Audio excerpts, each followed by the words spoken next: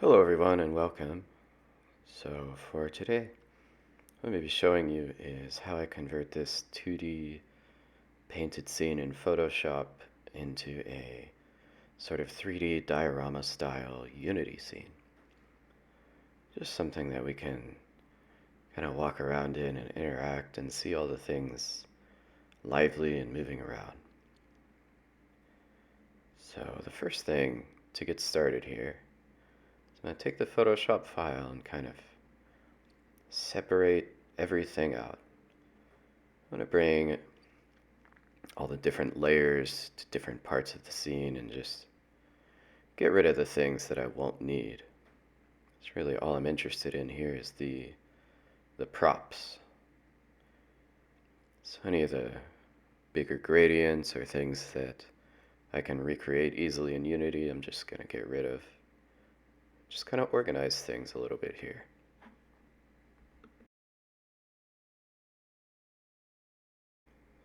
Now I can start with any of the props, but I'm going to start with something easy. So I'm going to do this kind of power line, spider's web sort of line that I have here. I don't really even know what it is, but it's an easy thing to implement. So here I'm just creating a very simple texture of that.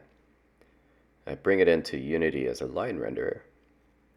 And the nice thing here is I can just drag these points around and create it any which way. So once I have that as a prefab, I'm just duplicating a bunch of copies of it. Alright, next up I'm going to clean up some more of this Photoshop file and see what I want to make next. So there's these kind of glowy embers and fire bits here. I think that's what I'm going to work on next, is to get a nice looking kind of diamond fire particle system. And I start by just creating some textures. Just very simple geometric textures that I'm creating with the lasso tool. And then with these textures in Unity, I can actually just create a particle system. Now, this is kind of a long process. I do a lot of tinkering and toying. So I'm going to speed this up for your enjoyment.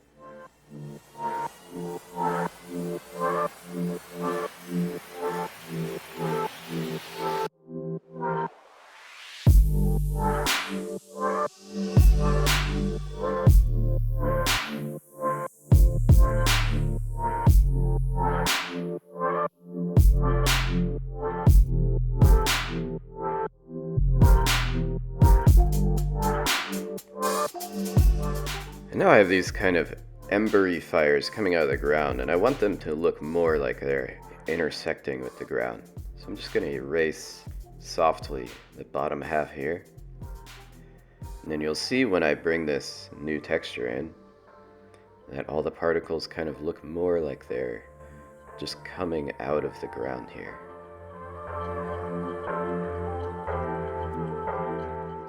And now with everything together, I have a fire effect that I'm quite satisfied with.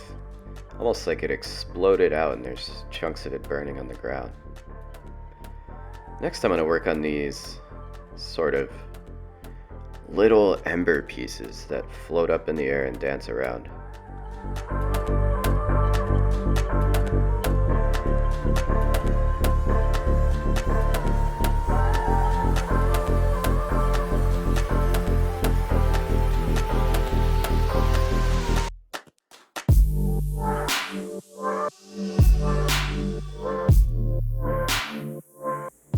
I've accidentally come across this cool kind of swirling galaxy effect, but not necessarily what I'm looking for a fire, so I'll keep going.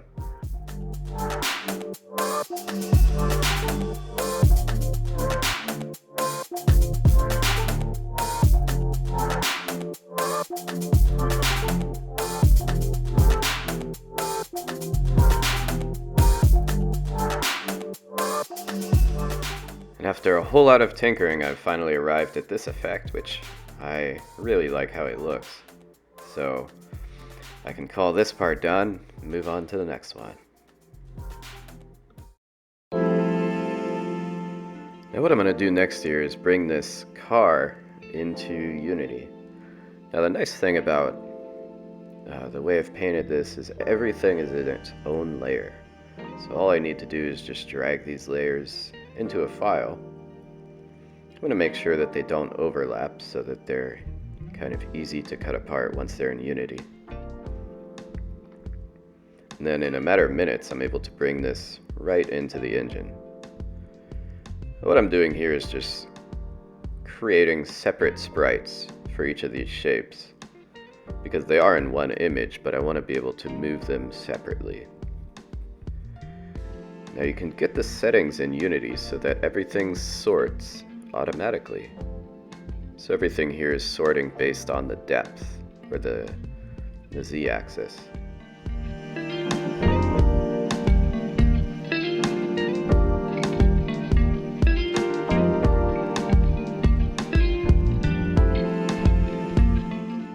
Just to check my work here, I'm going to bring the original painting into the Unity scene, just so that I have my reference right here, and I don't need to switch between programs.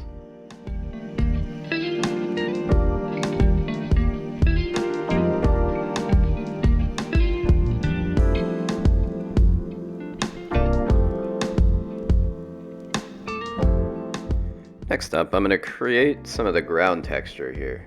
I'm just doing this with a very simple airbrush circle.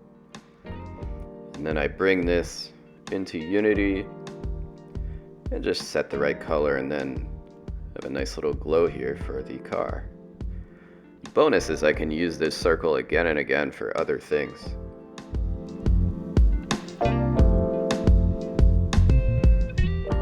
Now when I get the particles from earlier in place, I can kind of look at everything all at once and see how it's looking so far in the scene. Not bad. I'm going to toy with some of the post-processing here and see if I can get the colors to match a little bit more what they are in the painting. Now I'm not quite able to get these to match exactly, but I just want to get it as close as I possibly can without writing my own shaders, which I'm not necessarily capable of.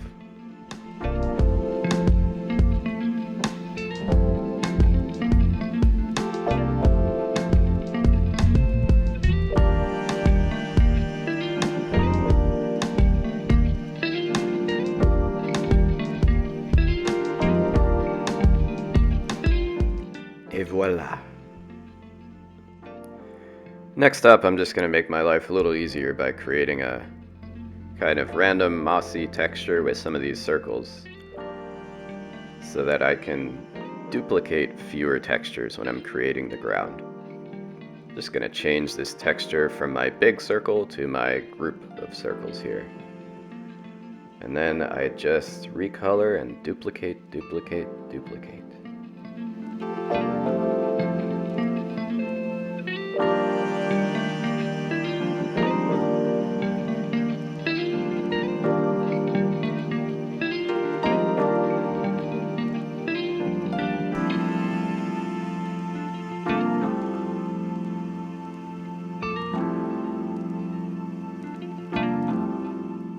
Now I'm just going in here and tweaking some of the transparency of some of these circles. I don't want it to look too uniform, and I'm trying to match what I have there in the painting.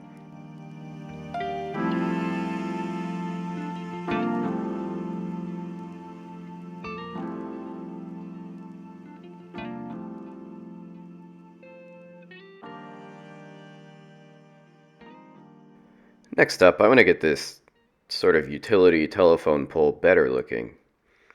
So I'm going to start with grabbing some reference, because I certainly don't know what these look like from memory. And then I'm just painting a kind of simplified silhouette version of this. Whenever I'm doing real objects for this game, I like to keep them in silhouette because, well, I'm not the best painter, but I can do a good silhouette. So do what you're good at and just focus on that. And I'm bringing this into its own texture again. Just crop everything to size, and then I can get that right into Unity. All right.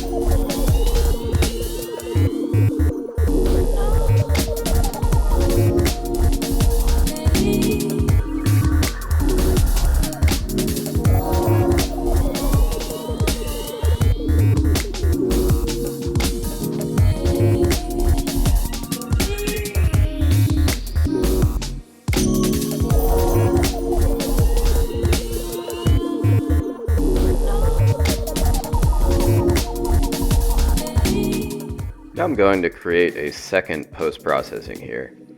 I just want a more intense version. And I didn't delete the first one. I keep them both, and then what I can do is change between them gradually. And I'm going to use this for part of the cutscene. See, just by changing this slider, I can switch between the two profiles that I've created. And you get a really nice effect by doing this.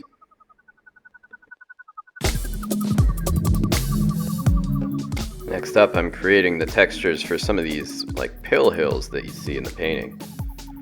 I'm creating a few different variations here, and I have an inside and an outside, so I can have sort of a semi-transparent effect that I can reproduce what they have in the painting.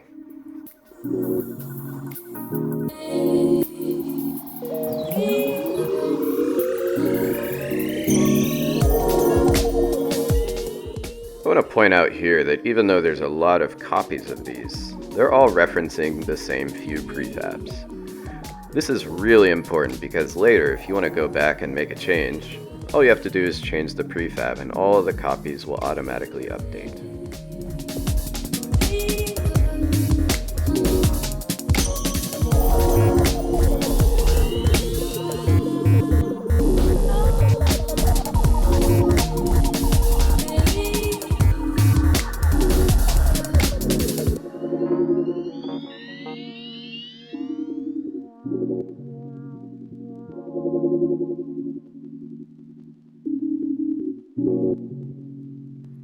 Next up, I'm going to create a few more variations of these hills. I want some different heights and some different lighting, just so it doesn't look too uniform when they're all in the scene. In the painting, there's a lot of different variations. I also got distracted here for a little bit and started toying around with these kind of spider silk lines that were in the painting. I still don't know what they are, but I'm going to see if I can get those to match like how they are in the painting. Next up, it's time to get started on some of these plants. Now, the plants are very simple, solid line width, and they're more like scribbles than anything else. But what I want these to be is sort of moving and lively and animated. So I'm using an animation software here just to create some very simple growth patterns.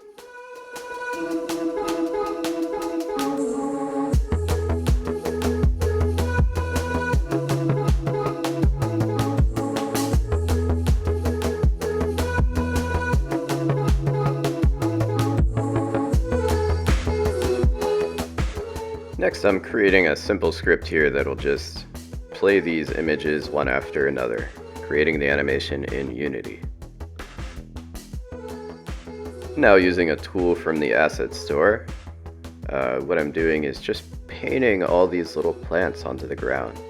And just painting them anywhere I feel like. Now again, all these plants are referencing the same few prefabs. So if I want to make any changes, it's very easy.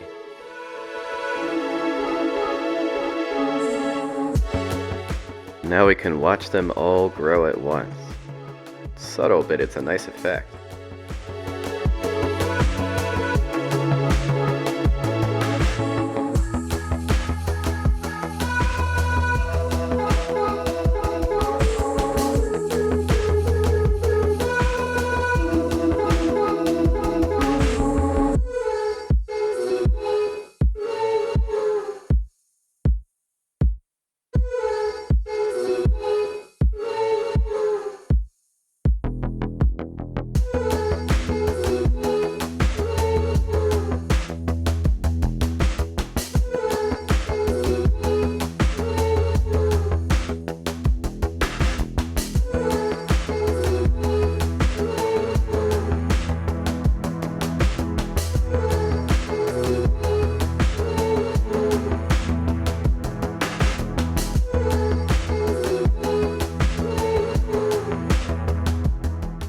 Now I have all these frames in Photoshop, and what I'm doing is just softening the edges so that they're not too harsh.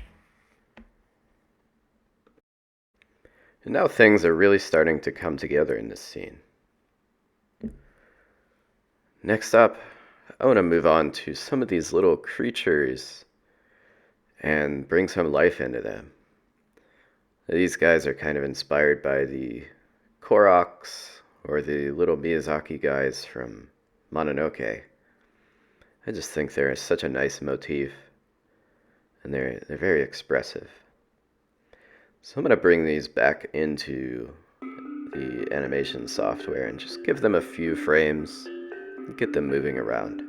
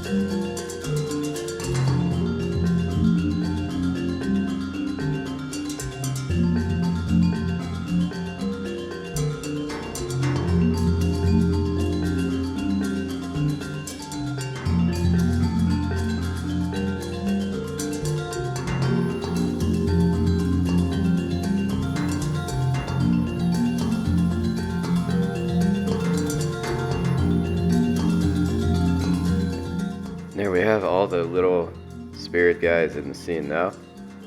Got a nice variety of them. I'll do a little bit of tweaking, and then finally, after this, I'm going to move into some code and to some state machines and just tie the whole scene together.